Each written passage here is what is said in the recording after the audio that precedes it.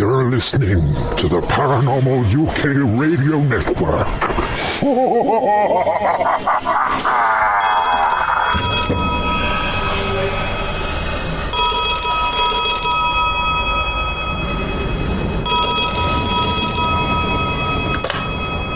Hello? Is that the famous astronomer, Sir Patrick Moore? It is, very much so. Any news on the space front? Quite so. Elon Musk has just designed and developed 5 gigantic, state-of-the-art rocket ships. All members of Parliament, along with the American Senate, have first-class tickets aboard them, you see. They're told they're going to the moon. Told? Where exactly are they going, Sir Patrick? The new anomaly discovered recently astronomically. A huge black hole.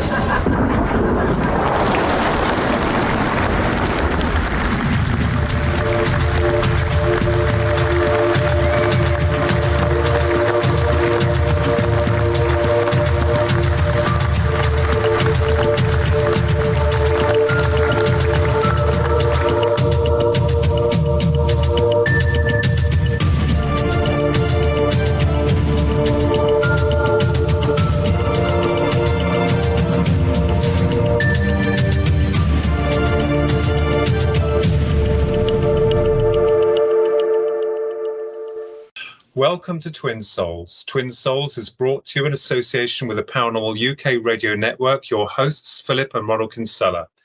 Now, ladies and gentlemen, we have an amazing lady on board today.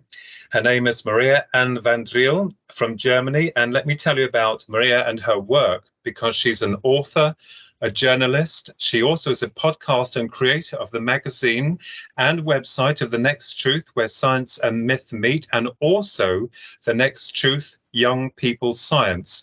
And it's fair to say that Maria's interest in theoretical physics and philosophy, in science investigative journalism, and underlying interests within combined accepted theories within, and even mind-dazzling theories and paradoxes concerning dark matter, quantum physics, you name it, space, Maria has been there. And I think that for Maria, as a kind of like an investigative journalist, which she is, but also very open-minded in terms of science and technology, and also all those areas that we consider supernatural.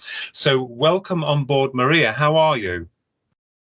Fine, thank you. I'm doing very well. Thank you so much, Philip and Ronald, to have me on your podcast, on your radio show, and also thank you for this amazing, mind-dazzling intro. My ego is growing at this moment.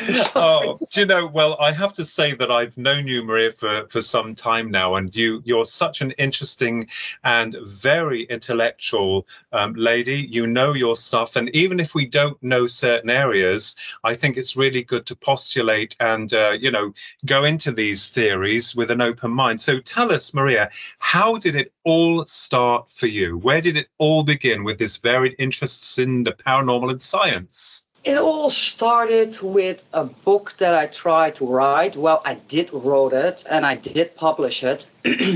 And that is containing from 900 pages. Please do not look it up. It is badly written. Even I find it is badly written, but okay. So that was the very first moment that I started to write. And during this process of writing, I came in contact with certain people, and 2 books later, I started to write into science, into tachyon energy. And what I was saying is that it started off with 1 book, 900 pages. Like I said, do not look it up. It is very badly written. 2 books later, I started to write into science with tachyon energy, but I was the dumbest person that you can imagine when it came down to physics and to science. I had no clue what these people were talking about. This was all abracadabra to me. But I came in contact with these people, and with all my poor knowledge in science, I started to have conversations. And during that process, I started to learn how these people speak and what they are researching and how they are researching. Then I developed my own ideas and theories over time. That's in that moment, other people came in my email boxes and on my social medias. And these people had theories that wasn't even touching accepted science, as we know accepted science.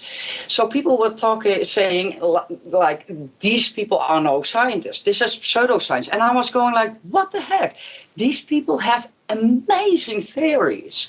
These people have theories and write essays that triggers your mind to think outside the box, to explore everything that the universe is providing for the questions it is providing, that Mother Nature is providing, that life is providing. These questions were addressed by these people. I found that interesting, that I enrolled these conversations and day after day, month after month, I started to learn much more about these kinds of science, these kinds of research. And it was that fascinating that at one point it was already told to me, you have to go put this in a magazine. And I was going like, what the heck? How do I publish a magazine? I do not even know how to create one. So no, so that also took I think it was about a year before the first Next Truth magazine was published. And all these people that I have been speaking with since 2012, and in 2018 the first magazine was published.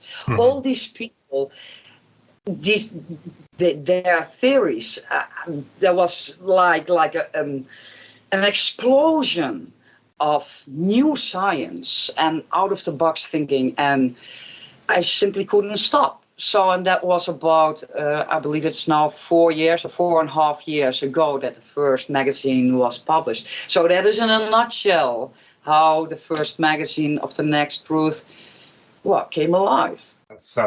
This is Ronald, Maria. That's amazing because, as you said, theory in relation to the universe, you're quite correct, because that's all we have really is theory, especially how it started. The universe, which is a fascinating paradox, because they say it began with the Big Bang. Well, it may well have done, but what caused the Big Bang? Things like this, we can only theorize. Some scientists believe that there were multiple universes that collided, or we're the birth of an old universe that collided. So, but there again, it moves back to the question, where did that one come from? And we go on and on. So that's right. Theory is what we have, and we need the theory, because it makes people think and pushes them more towards the edge of an answer, probably. Indeed, all these theories and all these ideas, they give you the opportunity to explore what is not explored yet, to ask new questions. And this, I find this personally so important for new students, for those young people who are searching a direction to study in, to research in, or to make their own success in. These questions, we need to ask them. Yeah, as the creator of The Next Truth, where science and myth meet, and also The Next Truth Young People's Science, I think what is really admirable about your work, Maria, is that you've taken a completely different course in terms of bringing these new theories that you stated before out to the general public. And of course, you would be met by some challenges. Obviously, we're all challenged. Science is always challenged. Yes, but it changes every 10 years. But I think it's wonderful that, you know, your work and the way that you think and the way that you draw your plans, the way that you're constructed is really wonderful in terms of where you're taking this. So what you're doing, Maria, is actually you are giving your audiences the opportunity to cater for these other theoretical ideas that never would have found their way into mainstream science. I think that is absolutely amazing. Yeah, well, some people say, well, you have to need courage to bring this out into the open. I think that is a misconception. I think you should stand behind what your passion is. And for me personally, my passion is to bring these things out into the public and to let people think about new options and to explore that particular area they are researching in, because the next truth is not only about ghostly phenomena and mixed or merged with science. It is truly giving the contributors the opportunity to bring out their new ideas and to reach out to young people, but not only young people, to everybody who has an interest in finding an answer for everything that falls in this realm of the unexplained. And by doing so, you crack open these narrow-minded thinking processes and give people the opportunity to step into or out of their own fears of bringing out their ideas, because I think that is very important, that known scientists and renowned scientists from all over the world need to find that connection to young people, need to find that connection to the general public and bring out these ideas so that these people can go on with these theories, with these ideas. Make your study of it. For instance, the last article that I wrote was about Bigfoot. Elizabeth, I hope I pronounced that one correct. Yes. the cryptid Bigfoot, and merging this with an idea or a possibility with particle physics and nuclear physics for this creature to have an outstanding, amazing, but primordial defense mechanism or a hunting skill, merging that with physics, it suddenly comes alive. It's not biological anymore. It's both. It's biological and quantum, simply because you open up your mind. I find that important for people to do. Yeah, you know, I think it's important also because for so many decades we've all been, and as you and I both know, Maria, we've been caught within this circle of like materialism and trying to fit everything in the same box. And the more we do that, the less room we have for other theories or conjecture. And I think that it's important that now we have to go beyond the boundaries of the physical nature of reality in order to find these questions. So I completely understand where you're coming from with regards to that. Yes, and also, isn't it ironic, Maria, isn't it ironic that through science and all our know-how that we're looking out there, but the answers might well be here, as you mentioned, the quantum realm, the most tiniest of elements. You know, this is where I think we're going to discover a lot more answers. It will open up a whole new, how can I put it, playground for scientists when they truly understand the quantum realm, because that is a universe in itself of possibilities. Indeed, I did read, talking about the supernatural and also physics, is that I do believe that they are trying to develop the first thinking computers using the quantum realm, which basically means three-dimensional thought. I don't think it means it will be able to be a sentient being like us at this time, but it means using the quantum process, which is speed. It'll be able to process information so much faster, which gives it a kind of 3D thought pattern, a method of actually processing things. So yes, the quantum realm. I'm sorry for interrupting you, but are you aiming your thoughts at this moment in the direction of us creating a 3D universe or reality in this, or am I incorrect here? Yes, in a way, yes, the quantum realm. I mean, it's going to have its wonders and its horrors, I believe, when it can be understood and controlled. Yes, you're right, Maria, yes. Well, as we know, Maria, we also can speculate. There's been a lot of theoretical, been a lot of theory with regards to the universe. And some people are saying, well, it's a holographic projection that's created from the mind. But I also feel that, as you said before, there's every possibility. And as you know, we are very open to all forms of conjecture. But there's every possibility to assume that we ourselves are creating this on another level of science. As we look into consciousness and the varied aspects of consciousness, it's still very much mystery to us, isn't it, Maria? But I just want Maria to acknowledge that. Was that what you were thinking I was saying, Maria, about the 3D processes? Well, kind of, yes. So, yeah, you mentioned consciousness, how to create, or how it is, or might be possible that we are creating our own universe, or the universe. Can we create the universe as we know it, as the universe, as the stars and the moons and everything that is beyond that we can see? I'm not quite sure if that is possible. But I think that it is possible that we are creating a local 3D or perhaps even 4D dimension or reality, what we have become to understand as classical reality. I have a kind of a theory about it, but it is not complete. I haven't given it a detailed thoughts for a couple of weeks. But in one of my YouTube videos, I mentioned this as well, that it might be possible, and this came after listening to an interview of Dr. Sheen Carroll, who was talking about quantum immortality, and he mentioned the atom, and that the gassy cloud around the atom might not have to be per se electron cloud. Perhaps it is waves, or waves that see or experience spontaneous collapses without us observing it.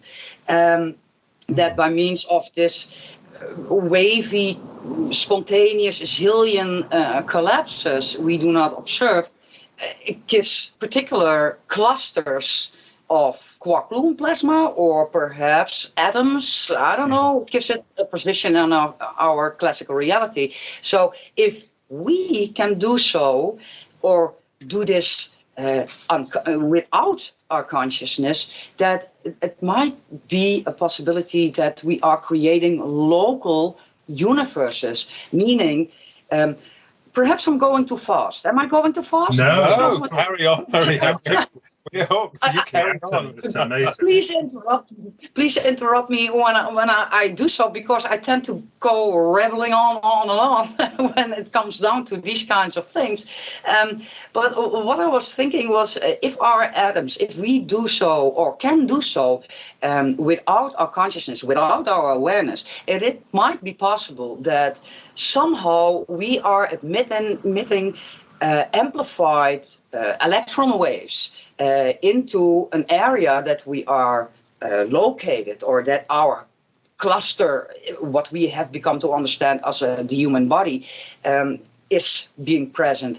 And that, for instance, at this moment, I'm looking at my attic, and I am creating this right in this moment by amplified electron waves bouncing off on each other, etc. My neighbor, for instance, has a complete different vision of the world at this moment, a complete different area. So it might be that if we want to try to understand multiverses, for instance, or multi-universes, maybe this is an idea to try to understand it. My neighbor is seeing a complete different reality as that I am doing, while I'm only about 500 meters from him remote. So if we can do so, perhaps a creature like Bigfoot can also do so, but much more advanced, because it's a primordial creature, or perhaps even ETs can do so. And if they can do so and can control the environment, we do not see them walking among us. And perhaps they are already for thousands and thousands and thousands of years among us. We simply do not see them because we are so focused on our own local reality, on our own local universe, if I might call it like that. So that is an idea from me, a theory, but like I said, I haven't thought out the details yet, but about how consciousness, what consciousness is, and how we can use this to create what we think that we see, these clusters of, well, perhaps quark, gluon, plasma. Yes, I mean, that's fascinating, Maria, because this is Ronald. I've always thought about the ET hypothesis, and I came up with a theory myself that it would be possible, but if they were, let's just say, I mean, we're only just starting to realize about interdimensional or dimensional windows towards this world, but if they did come from a dimension that is separate from us, it's quite possible that because we are made up of the atom, the universe is we're all atomic, we're based on that, everything is more or less circular, as I understand, because everything moves, is in motion. We're modeled after the universe because we're part of that creation. Whereas where the aliens come from, the ETs, they may not be based on the atom. They may be based on something entirely different. It's only when they enter our realm or enter our kind of field that they become atomic, because they are part of our own environment. You see what I mean? It's fascinating.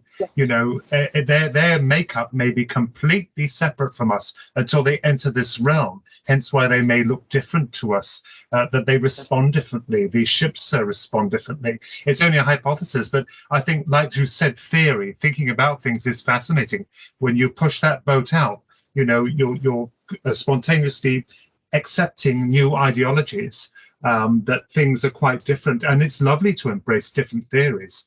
Well, maybe while I'm listening to you, I'm trying to solve a little bit of this puzzle that you are presenting. So, but if an ET is from a parallel universe or from two universes remote from ours, and the electromagnetic spectrum or the electromagnetic fields have affected their evolution, meaning that, well, like you say, that they are not really built from atoms or from an atom that we do not recognize because we never have seen it. And then in the moment that they pop up in our reality, to say so, that by means of we having a particular electromagnetic field on the Earth, or fields, to say, that is the reason why they, well, have this strange appearance. Yes. It could be. It is just a thing that pops up in my mind at this moment. Yeah, but it's a lovely, as you're suggesting the theories. I think it's wonderful, and we must remember that even the great Einstein was based a lot on theory as well. So it is wonderful that you approach this idea of the universe, the Bigfoot extraterrestrials, in a new light, and it's wonderful because there has to be an answer somewhere. And I think as you're branching out into these different like subroutines of possibilities, it enlightens people because it brightens them up in realizing that, you know, it's nice because we don't know, we have to theorize, and I think that's what you're doing is beautiful. It's rather like I've always said, it's like a jigsaw puzzle. You've got all these pieces all over the place, and what you're trying to do is put the pieces together to form a coherent pattern. I think it's beautiful, and I love you because you're so open-minded, Maria. You're so modern and out there. You're so like acceptable of a lot of new theories, and I think that's wonderful. I'm always thinking all the time, you know, I'm like yourself. I think about possibilities. Certainly a lot of us do think about the beginning of creation, but even I'll give an example at school when the teacher told us, this is what the teacher said: the universe started with a big bang. And I actually put my hand up and I said, sir, what caused the Big Bang? And he said, you don't question that. You don't question it. We weren't allowed to question. Well, they didn't know, did they? No. Well, I do have an idea, but, or no, more like a theory, that there was not only one Big Bang. There is a Big Bang, and it is still going. It never has stopped, but by means of particular circumstances are not being right, or that a solar flare is coming in, or that there is too much nuclear stuff, or not enough to create a planet like Earth, or to create a universe as we know it, where life can rise, from the basic building blocks. The universe is well, they are swirling in there. Yes. So I think it might be possible that there was not one Big Bang, but that particular Big Bang science is talking about is still happening. Do you know, Maria, that would make sense, because I read not long ago that the scientists the astronomers are rather confused, because you know, like let's just say a Big Bang occurred, what it effectively does in our own physics, it pushes everything out. Now, after the bang, speed reduces after a while. Now, they found that the planets are speeding up, aren't they? The movement is increasing. So this would justify the point of view correctly surmising that there are multiple Big Bangs, which would continue the process of movement, of motion, from these planets, because I did read somewhere that they reckon that they're rather confounded, these scientists, because they're speeding up. The movement of them are being pushed out. I gather they mean that our own sector in the cosmos is being moved even faster. So it completely befuddles them. But what you've stated might well be a possibility. Yes, absolutely. So it might also be possible when a continuum of Big Bangs, failure Big Bangs, or little successes is taking place, then we should not look in front of us for ETs, but perhaps even backwards, behind us. Yes, absolutely. Yes. And as you know, the analogy that we've used, that I've used many times, is that, we have our mobile phones, we have the physical structure of the device, then we have the signals that is actually the phone that come into the mechanism, and that information is broken down through to this reality from its higher reality. So it's possible that there are, Maria, a number of dimensions or converging dimensions that interlock with our reality, rather like a signal going into a mobile phone network system.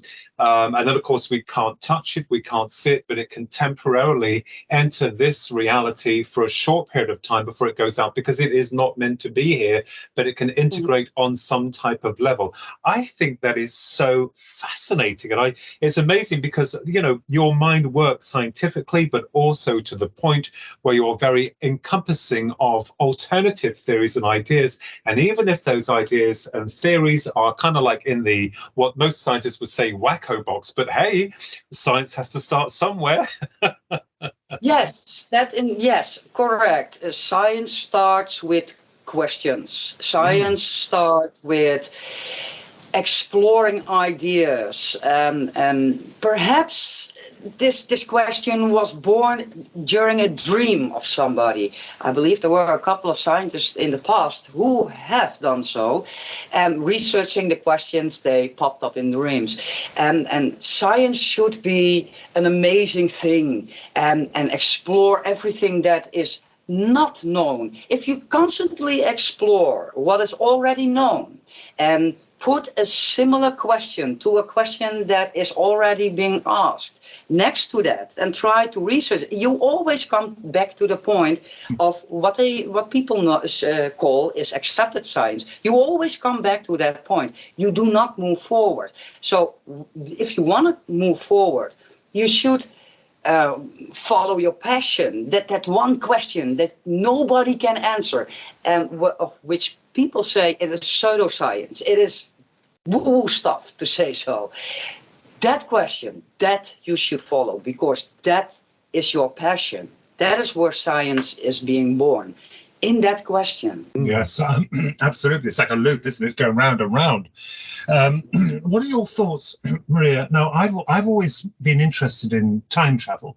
Now, I don't believe it's impossible. It might be improbable, but it's not impossible. But I came up with a conclusion myself personally. I think I published it in a book. Was the fact I called it the stream and ripple ideology of time travel. It's like basically if they did perfect some kind of machine that could cheat time, and time is just an illusion, really, we've invented time. So I would refer to it as a reality machine rather than a time machine, because time is man-made. Time is just a calculation. But time travel has always fascinated me, and I believe there is some kind of possibility, but it won't be to do with time itself. It'll be a reality machine. I refer to it as a reality machine, rather like sliding doors. You know, they would have to, the first one would have to be thrown out. But you see, this could cause a barrage of problems, because when it's thrown out, could they return to that same point? You know, and what would that world be like? And if they do it again and again and again, it would, I think, create parallel universes. This is where it gets complicated. As you mentioned, parallel universes. Is it possible that people from another dimension have created something similar, some kind of machine that can cheat time? I believe the fourth dimension does encompass time, whether even from that era. That kind of window. Could it be that it's messing with our world, that this is why we're seeing these strange things that are interacting with us? It's only a theory, you know, it's fascinating. We could never prove it, but whether they are using it or we're trying to, using new technologies, I wouldn't put it past our scientists who have attempted some kind of time travel, you know.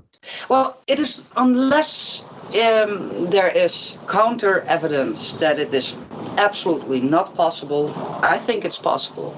But thinking in the direction of a time machine, I believe it's A.G. Wells, Yes. the well-known time machine everybody knows.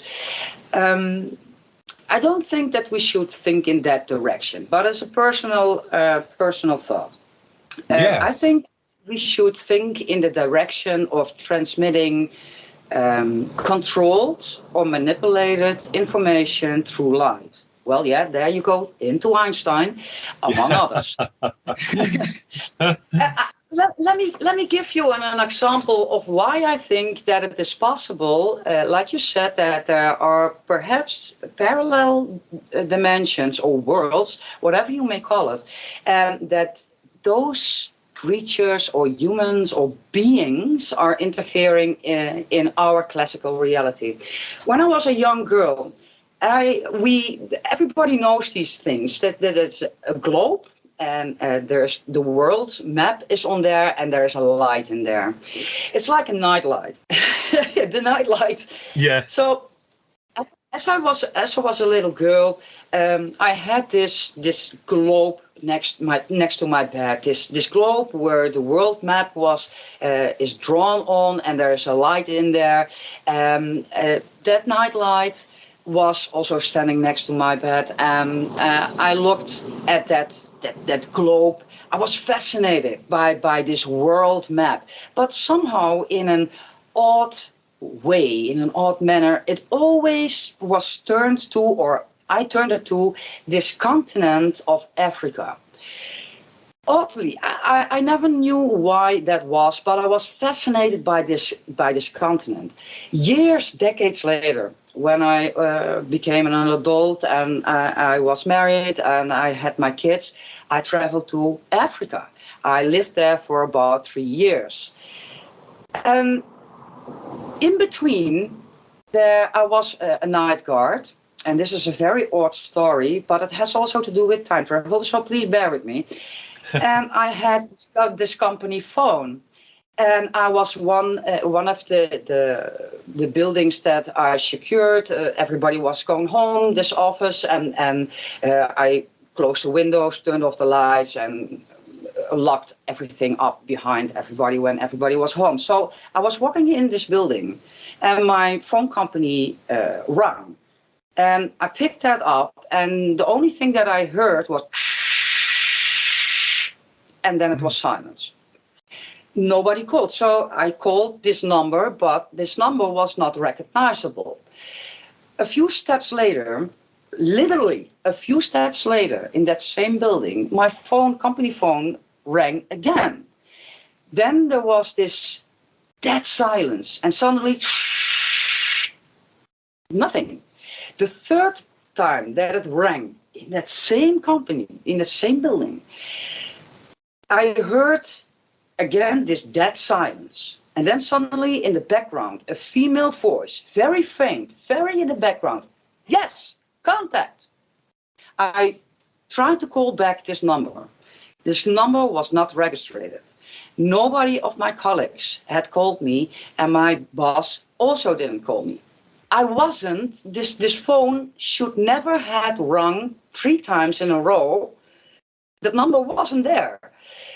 All together with the globe, the Africa continent, that I went to Africa, and this yes contact moment. When I started to write my physics paper about time travel, how it is possible that you can transmit information by using amplified photons. Look, what is also looking before or beyond the great filter. Suddenly it made a click. It made this click of, did I have, or people that I knew in the future, have we contact my past, my me past, to prepare myself for today, to write and finish this essay, this physics paper, for people to understand that it is possible to create a time travel machine simply through light, amplified photons. So, in a nutshell, yes, I am convinced that it is possible to time travel, but not in the way that Netflix movies are presenting us, or like Terminator stepping into a different realm, and etc. But I think, yes, it is possible. Oh, that's incredible. Because, I think that, looking at the time, because, we're born, then we live, and then we are young, and then we grow old, and then we die. And of course, we've discussed previously in our discussions with each other, Maria, about life after death and the continuation of consciousness, which I do believe. Certainly that episode that happened to you is really very, very spooky. And how did you feel at the time when it was happening? I mean, how were you feeling? At the moment that it was happening, I had no clue what was going on. But I had another odd thing that I think could be merged or fall into this idea of time travel. Mm-hmm. Is I was sitting. How old was I? 12, 13, perhaps 14. Not older. And I was sitting on at my desk in my bedroom. I was drawing an odd figure, and like, I don't know what it was. It looked like a roundabout, and something that cars are driving, and etc. And then I started to write. Well, it looked Arabic language, but I don't think it was. But I think it was just of a fantasy scribble. But okay, anyway, decades later. I think it was about 2 years ago, I came across a quantum chip, and I was going like, what the bleep? I stepped out of my chair, and I couldn't even wrap my mind around this image that I was seeing on the internet. It was exactly the same image I draw at my desk when I was about 13 years old. How in the bleep can I draw something that was not even invented at that moment? I'm talking about the 80s, beginning 90s. It was not even, I didn't even know what a quantum chip was at that time. So is it possible? So all these little things in time, is it possible that your future you is trying to contact you for a particular purpose, in the past, to the past you? Yeah, I think it is possible, but can we prove it? At this moment, I don't think that we can prove it at all. No, that's interesting, fascinating, Maria, because that would come under also similar to deja vu. I mean, I must say that, and it's as if when you have deja vu, it's as if you've done it before. It's as if when you were early, you've sort of time traveled and you've reached that fixed point, and it all becomes one, doesn't it? It's like, oh my God, I've done this before. You said exactly the same thing. This is exactly where I was. It could be possible that deja is like deja vu as well. Yes, I tend to find what's interesting about that is the deja vu thing, and in relation also to your sketch of having illustrated something very similar to something that was produced, the quantum chip, much later in life. It's as if you'd seen it before, you time traveled. I did find, when you said you were 12, were you 12? I did I tend to find that when we were younger, Philip and I had a lot of deja vu, an enormous amount of deja vu. As we have got older, it's weaned off. So it's interesting, and we were your age as well when we had it. So it's interesting when you're younger, it appears to be much stronger, the deja vu aspect. Before we're conditioned, I would put it politely, by school and everything. But when you're younger, certainly they were stronger, these deja vu things. And certainly when you sit... Now I'm thinking, but this is... I'm sorry for interrupting you, but sometimes when I'm listening to people, things pop up in my mind.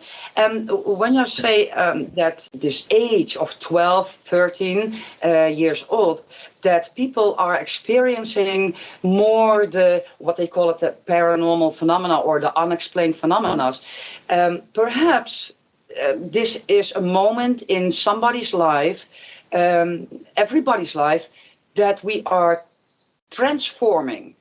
But transforming not only physically, but also mentally, and perhaps even at a deeper level as quantum or atomic levels, that we are transforming. And I was suddenly thinking about Triamera, but that's perhaps a bit creepy, Triamera, because that is also the definition for something that is so sudden that it's a creepy transformation. So perhaps we should not merge that idea. No. But you see, Maria, what's interesting is it's as if, because we're fresh to the earth, we're new. I thought about this as well, of having this innocence or this what's the word, humility about us, that it is stronger, but something kills it, something dampens it.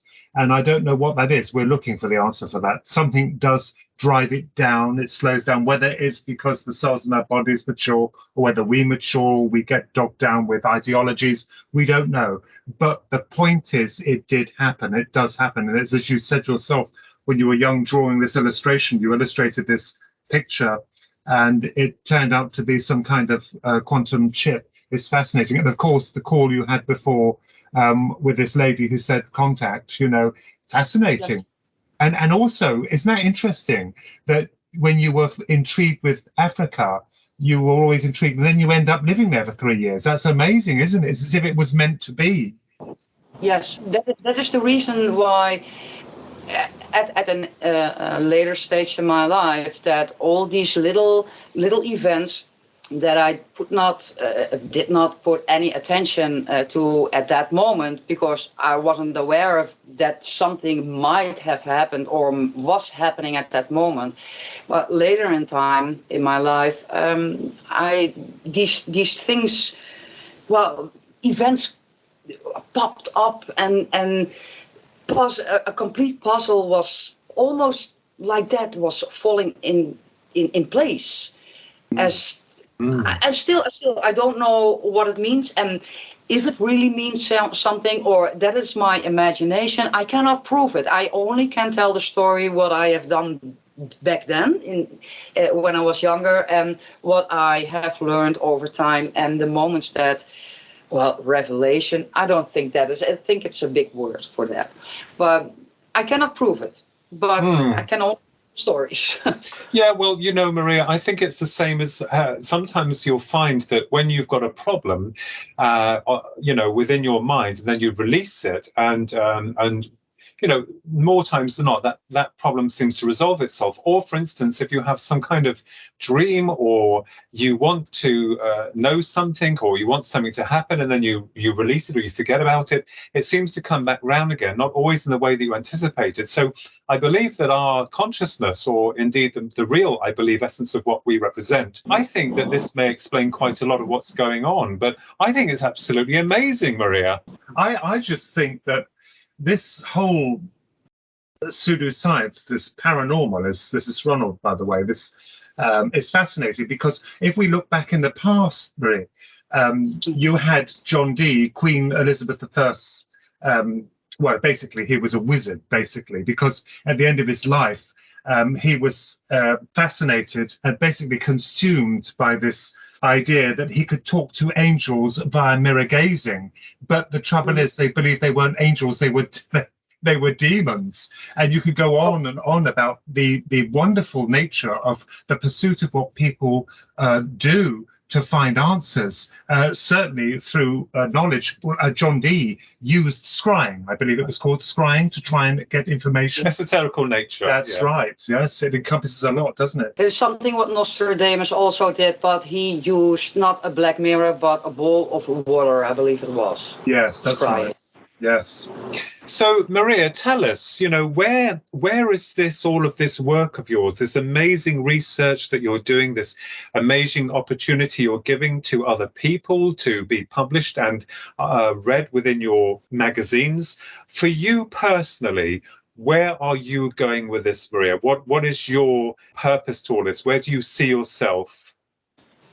Well, I hope that one day, and the magazines of young people, science, and where science and myth meet, that I can bring it to a stage with public, like, for instance, how is it called, TED Talks, that kind of moments, that I can present the work of all these contributors, that I can explain that pseudoscience does not mean that it is that you must be strict skeptical, but pseudoscience was something that was a term coined by Popper when he was looking at the research, or how Freud was researching in comparing to how Einstein was researching. The one was Freud was looking at his research based on what he knew, and Einstein was doing his research on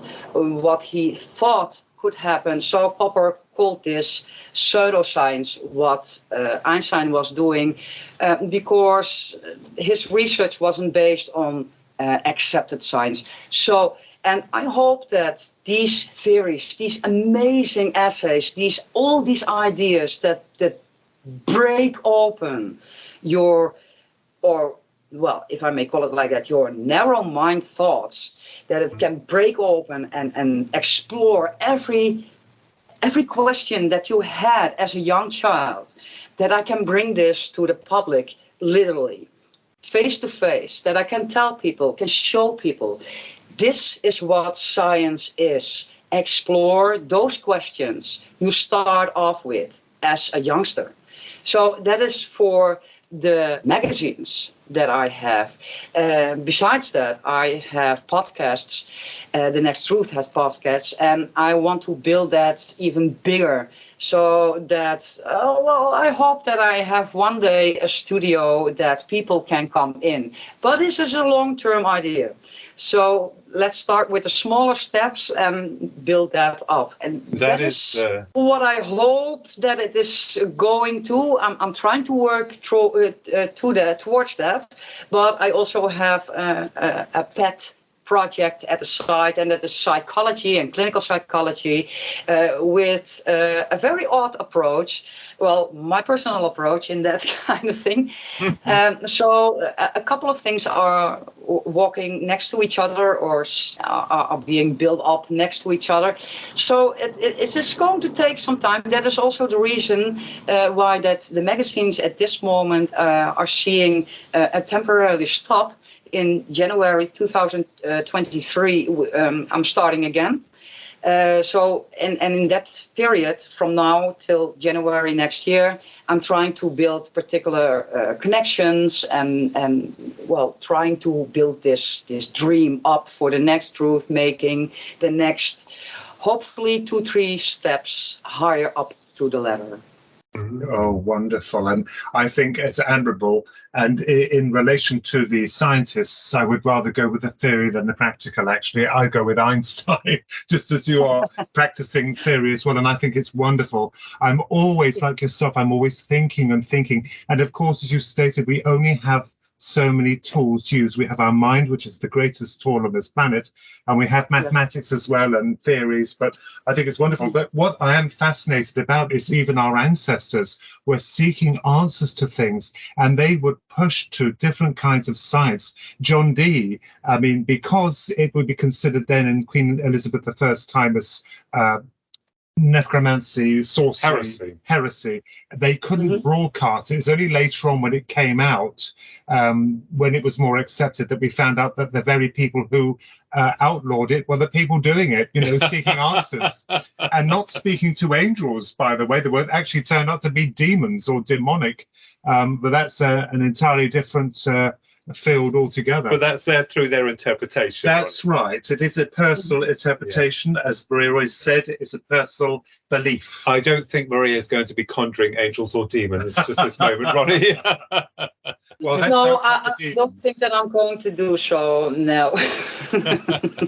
But, you know, I think and feel, Maria, that, you know, the work that you do, the journalism, the authorship, the podcasts, and also the magazines on the website, The Next Truth, where science and myth meet, The Next Truth, Young People's Science. And, you know, I think it's wonderful because you're also trying to make science very interesting, because I remembered back in the day when I was at school, it was like, oh, God, here we go again, the science lesson. But I think what's interesting is that you've accumulated very interesting topics and you're asking people, what do you think? Bring your ideas to the table. Let's put it out there. I think that is refreshing and wonderful. And it's certainly something the world needs. Trust me on that one. Thank you so much. I don't know what to say about this huge compliment, but thank you so much. Well, it's the truth, because, you know, a lot of people will say, you know, that the curriculum that we have in schools, and this is not in any way denouncing the educational system, but come on, let's make it a little bit more interesting. And if you go to Maria's websites or see her magazines, that's where you're going to find real interest. What fascinates me, Maria, absolutely fascinates me, we were talking about the creation of the cosmos, is the fact that even if there was another universe or another one that had kick-started ours through collision or multiple big bangs, what was before that? I mean, you know, what I love about you is you're not mainstream. You go out there, you approach different ideas. Whereas at school, when we were taught about that, and I kept thinking, well, there was nothing in the beginning. There was nothing. Well, nothing. There's no such thing as nothing. So what was there before all of that? It's as if there is some kind, I'm going to say it, as if there's some kind of design behind it all. Something designed this. This was meant to happen. And we can go on and on and on and on, but there is something behind all this. And that's what whets our appetites, you see. That's what gives us that buzz. You know, we keep seeking these answers. What if? And that's what you're doing, isn't it? What if this? What if that? You're not rigorous in maintaining an idea, especially the commonplace one where it's just a big bang. I'm glad to see that you're not happy with that. You're thinking, no, there's something beyond that. There might be something else that we have overlooked. But when you are talking about what is, or asking the question, what is behind, what was before the Big Bang? At this point, nobody knows for sure. Everybody has an idea or might have an idea, but nobody can know for sure. So I would say I don't want to tap myself, shamelessly on my shoulders, but I would say fasten your seatbelts, because I am starting to rewrite a physics essay that is discussing and exploring the idea of simply with amplified photons to look before the Great Filter. What is beyond the Great Filter? What was beyond before the Big Bang? Is it possible that we can send out a signal that is faster than light and retract that again so that we can build this up as a 3D Polaroid picture in with a device similar to an accelerator as EMMA. And that is a very small accelerator compared to the CERN. Yes, so I would say fasten your seatbelts, because I am going to rewrite that and I am going to submit that to scientific journals. Hopefully it will be accepted.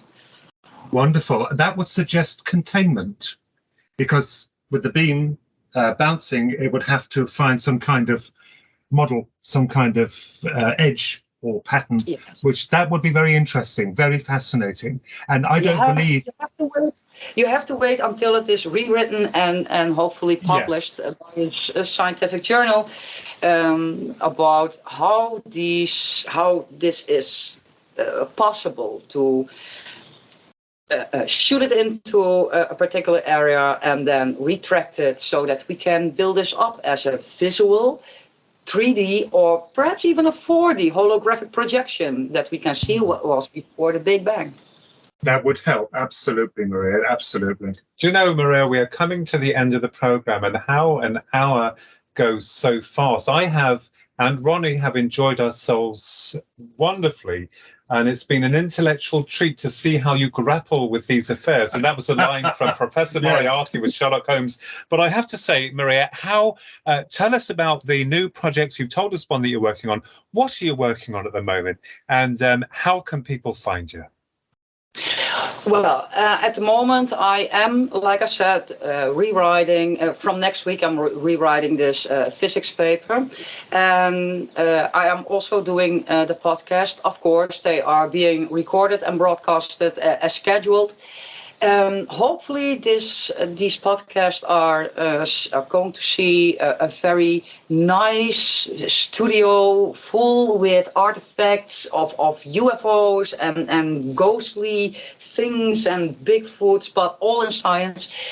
And there is also my pet project at this moment is in psychology. I recently started to write articles within clinical psychology and psychology for first responders, among others.